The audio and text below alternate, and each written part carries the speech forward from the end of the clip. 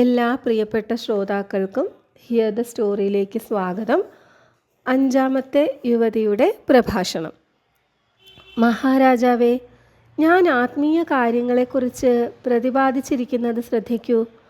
Muscle മാബൽ ദിനാർ പറഞ്ഞു, ആത്മാവിനെ അല്പമെങ്കിലും ദൈവത്തോടടുപ്പിക്കാത്ത ഓരോ സുഖാനുഭവങ്ങളും വിനാശകരമാണ്.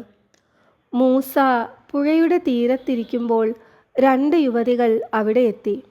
പിതാവായ ശുഐബിൻ്റെ മാടുകൾക്ക് വെള്ളം കോരാനാണ് അവർ വന്നത്. മൂസ ആ യുവതികൾക്ക് വെള്ളം കോരി മരപ്പാത്രത്തിൽ നിറച്ചു കൊടുത്തു. ആ യുവതികൾ ഗൃഹത്തിലെത്തി. ഈ വിവരം പറഞ്ഞപ്പോൾ അവരുടെ പിതാവ് നല്ലവനായ ആ അപരിചിതനെ കൂട്ടിക്കൊണ്ടു ചെല്ലാൻ ആവശ്യപ്പെട്ടു. അവൾ തിരിച്ചു ചെന്ന് മൂസയെ ക്ഷണിച്ചു. എൻ്റെ പിതാവ് അങ്ങയെ കൂട്ടിക്കൊണ്ട് ചെല്ലുവാൻ പറഞ്ഞു. ഇന്ന് ഞങ്ങളോടൊന്നിച്ച് അത്താഴം കഴിക്കണം. അങ്ങ് ചെയ്തു തന്ന ഉപകാരത്തിന് നന്ദി കാണിക്കാൻ അനുവദിക്കണം. അവൾ വീണ്ടും വീണ്ടും അഭ്യർത്ഥിച്ചതുകൊണ്ട് മാത്രം മൂസ അവളുടെ കൂടെ വീട്ടിലേക്ക് ചെന്നു. അവളുടെ ചലനങ്ങൾ തൻ്റെ മനസ്സിളക്കിയാലോ എന്ന് കരുതി മൂസ നയനങ്ങൾ അടച്ചു പിടിച്ച് മുന്നിലേക്ക് നടന്ന് കയറി. ശുഐബ് മൂസയെ സ്വാഗതം ചെയ്തു. ഭക്ഷണം തയ്യാറായിരിക്കുന്നു. എൻ്റെ പുത്രിമാരോട് നിങ്ങൾ കാണിച്ച സൗമനസ്യത്തിന് വളരെ നന്ദി, മൂസ പറഞ്ഞു. പിതാവേ, ഞാൻ നല്ല പ്രവൃത്തികൾ ചെയ്യുന്നത് സ്വർണത്തിനും വെള്ളിക്കും ഭക്ഷണത്തിനും വേണ്ടിയല്ല, അന്ത്യവിധി നാൾ ഓർത്താണ്. ഈ വാക്കുകൾ ശുഐബിനെ സന്തുഷ്ടനാക്കി. യുവാവേ, നിങ്ങൾ എൻ്റെ അതിഥിയാണ്. ഞങ്ങൾ അതിഥി സൽക്കാര പ്രിയരാണ്. ഞങ്ങളോടൊത്ത് ഭക്ഷണം കഴിച്ചാലും നിങ്ങൾക്ക് സമ്മതമാണെങ്കിൽ ഇവിടെ കൂടാം. ഈ ആടുമാടുകളെ മേയ്ക്കാം. 8 വർഷം കഴിഞ്ഞാൽ നിങ്ങളെ ക്ഷണിക്കാൻ വന്ന എൻ്റെ പുത്രിയെ ഞാൻ വിവാഹം ചെയ്തു തരാം. മൂസ ആ നിർദ്ദേശം സസന്തോഷം സ്വീകരിച്ചു. നന്നായി. പാപചിന്ത കൂടാതെ എനിക്കിനി അവളെ നോക്കാമല്ലോ.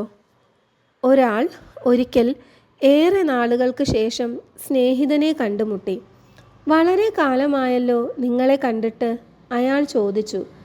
സ്നേഹിതൻ ഒരുത്തൻ്റെ പേരുച്ചരിച്ചിട്ട് പറഞ്ഞു. ഞാൻ ആ സ്നേഹിതൻ്റെ കൂടെയായിരുന്നു ഇതുവരെ. നിങ്ങൾക്കറിയാമോ അയാളെ? അറിയാമോ എന്നോ? 30 വർഷമായി അയാൾ എൻ്റെ അയൽക്കാരനായിട്ട്. ഞാൻ ഇതുവരെ അയാളോട് ഒരു വാക്കുപോലും മിണ്ടിയിട്ടില്ല. എൻ്റെ ചങ്ങാതി, അയൽപ്പക്കക്കാരനെ സ്നേഹിക്കാത്തവനെ ദൈവം സ്നേഹിക്കുകയില്ലെന്നറിയില്ലേ? അയൽപ്പക്കക്കാരനോട് നമുക്ക് സഹോദരനോടെന്ന പോലെ കടമയുണ്ട്. ഒരു ദിവസം ബൻ അസ്ഹാം മക്കയിൽ നിന്ന് മടങ്ങി വരുമ്പോൾ സ്നേഹിതനോട് പറഞ്ഞു, നിങ്ങൾ എങ്ങനെ ജീവിക്കുന്നു? ഉള്ളപ്പോൾ തിന്നും, ഇല്ലാത്തപ്പോൾ ക്ഷമയോടെ കാത്തിരിക്കും. ഇസ്ബൻ അബ്രഹാം പറഞ്ഞു. ബാൽക്കിലെ നായകളും അങ്ങനെ തന്നെയാണ് കഴിയുന്നത്. അല്ലാഹു എനിക്കപ്പം തരുമ്പോൾ ഞാൻ അദ്ദേഹത്തെ വാഴ്ത്തും. അല്ലാഹു നിഷേധിക്കുമ്പോൾ ഞാൻ അദ്ദേഹത്തോട് നന്ദി പറയും. എൻ്റെ പ്രഭോ, അത്രമാത്രമേ അയാൾ മറുപടി പറഞ്ഞുള്ളൂ. മുഹമ്മദ് ബിൻ ഉമർ ഒരു ദിവസം ഉഗ്രനിഷ്ഠയോടെ ജീവിതം നയിക്കുന്ന ഒരാളോട് അല്ലാഹുവിലുള്ള നമ്മുടെ വിശ്വാസത്തിൻ്റെ അടിസ്ഥാനത്തെക്കുറിച്ച് അയാൾക്കുള്ള കാഴ്ചപ്പാട് എന്താണെന്ന് ചോദിച്ചു. അയാൾ ഉത്തരം പറഞ്ഞു. 2 കാരണങ്ങൾ കൊണ്ടാണ് ഞാൻ ദൈവത്തിൽ വിശ്വസിക്കുന്നത്. ഞാൻ തിന്നുന്ന അപ്പം മറ്റൊരാൾ തിന്നില്ലെന്ന് ഇത്രയും കാലം കൊണ്ട് മനസ്സിലാക്കി. മറ്റൊരാളുടെ സമ്മതമില്ലാതെ എനിക്ക് ഈ ലോകത്തിൽ പിറക്കാൻ കഴിയില്ലെന്നും. 5-ാമത്തെ പെൺകൊടിയും പ്രഭാഷണം നിർത്തി. അവൾ കൂട്ടുകാരോടൊത്ത് ചേർന്നു. അവസാനം സന്യാസിനിയായ ആ വൃദ്ധ തന്നെ മുന്നോട്ട് വന്നു. അവർ നിങ്ങളുടെ പിതാവിൻ്റെ മുൻപിൽ 9 പ്രാവശ്യം കുമ്പിട്ടു. രാജാവേ, ഭൗതിക കാര്യങ്ങളുടെ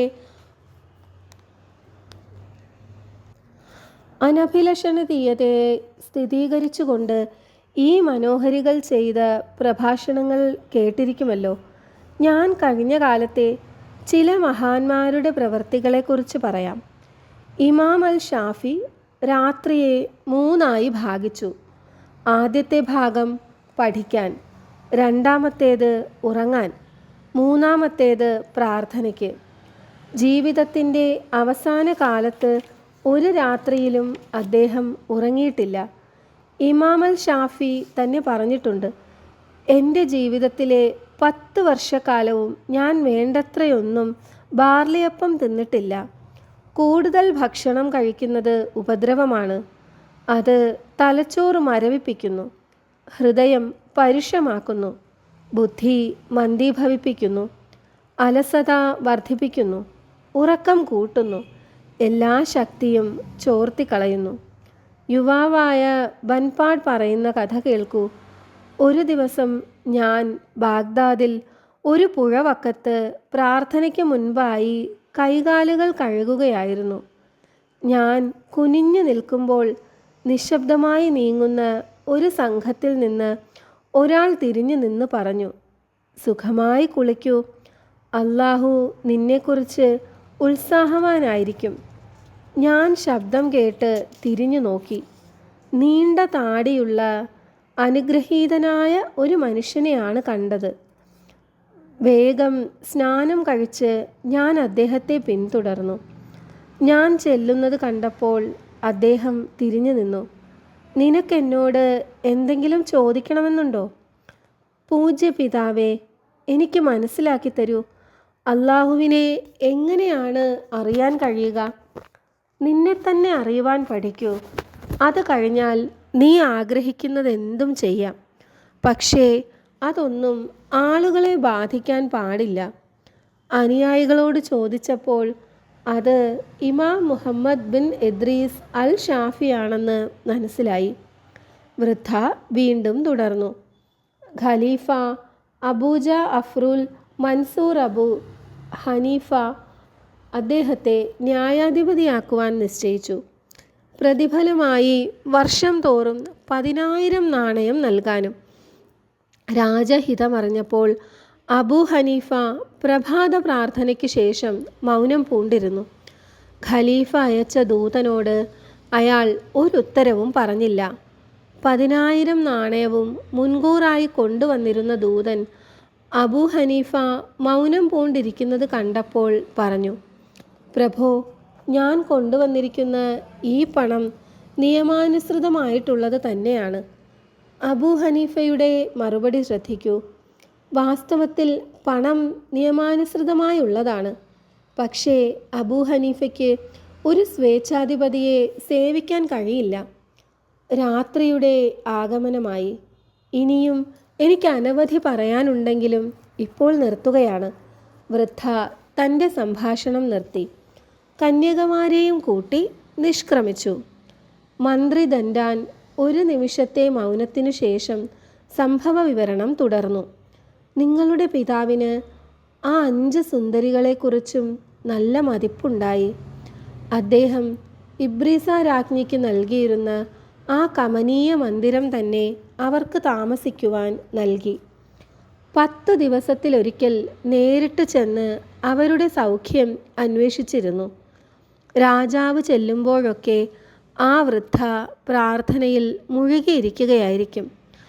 പകൽ ഉപവാസമനുഷ്ഠിച്ചും രാത്രി മുഴുവൻ പ്രാർത്ഥനയിൽ മുഴുകിയുമാണ് വൃദ്ധ ദിവസം കഴിച്ചിരുന്നത്. ഒരു ദിവസം രാജാവ് എന്നോട് പറഞ്ഞു, ദൻഡാൻ, നമ്മുടെ രാജ്യഗൃഹത്തിൻ്റെ ഭാഗ്യം, പരമഭക്തയായ ഒരു സ്ത്രീ ഇവിടെ വസിക്കുന്നുണ്ടല്ലോ. ആ തരുണീമണികളോട് തോന്നുന്ന ആസക്തി പോലെ തന്നെ എനിക്ക് വൃദ്ധയോട് ആദരവും തോന്നുന്നുണ്ട്. നമുക്ക് അവരോട് പോയി ചോദിക്കാം, ആ കന്യകകൾക്ക് എന്താണ് വില നൽകേണ്ടതെന്ന്. ഞങ്ങൾ വൃദ്ധയുടെ സങ്കേതത്തിൽ ചെന്നു. ആ മോഹിനികളുടെ മൂല്യമെന്തെന്ന് പറയുവാൻ ആവശ്യപ്പെട്ടു. വൃദ്ധ പറഞ്ഞു, രാജാവേ, ചന്തയിലെ പെണ്ണുങ്ങളെ എന്ന പോലെ സ്വർണം കൊണ്ടോ വെള്ളി കൊണ്ടോ രത്നങ്ങൾ കൊണ്ടോ അവരെ വാങ്ങിക്കാനാവില്ല. ഇവരെ ഒരു വ്യവസ്ഥയിലേ അങ്ങേക്ക് കിട്ടുകയുള്ളൂ. രാജാവ് അതിശയിച്ചു. വൃദ്ധ പറഞ്ഞു, ഞാൻ ഇവരെ അങ്ങേക്ക് വിൽക്കണമെങ്കിൽ അങ്ങ് 1 മാസം മുഴുവൻ ഉപവസിക്കണം, ധ്യാനനിരതനായിരിക്കണം. അത് കഴിഞ്ഞാൽ അങ്ങയുടെ ദേഹം പരിശുദ്ധമാകും. ഇവരുമായി ബന്ധം സ്ഥാപിക്കണമെങ്കിൽ ആ വിശുദ്ധി ആർജിച്ചേ പറ്റൂ. അടുത്ത ഭാഗം നാളെ. ഈ ചാനൽ നിങ്ങൾ ഇനിയും സബ്സ്ക്രൈബ് ചെയ്തിട്ടില്ലെങ്കിൽ ഒന്ന് സബ്സ്ക്രൈബ് ചെയ്യണേ. എല്ലാവരും വീഡിയോ ലൈക്ക് ചെയ്ത്, കമൻറ്റ് ചെയ്ത്, ഷെയർ ചെയ്ത് സപ്പോർട്ട് ചെയ്യണേ. Thank you so much.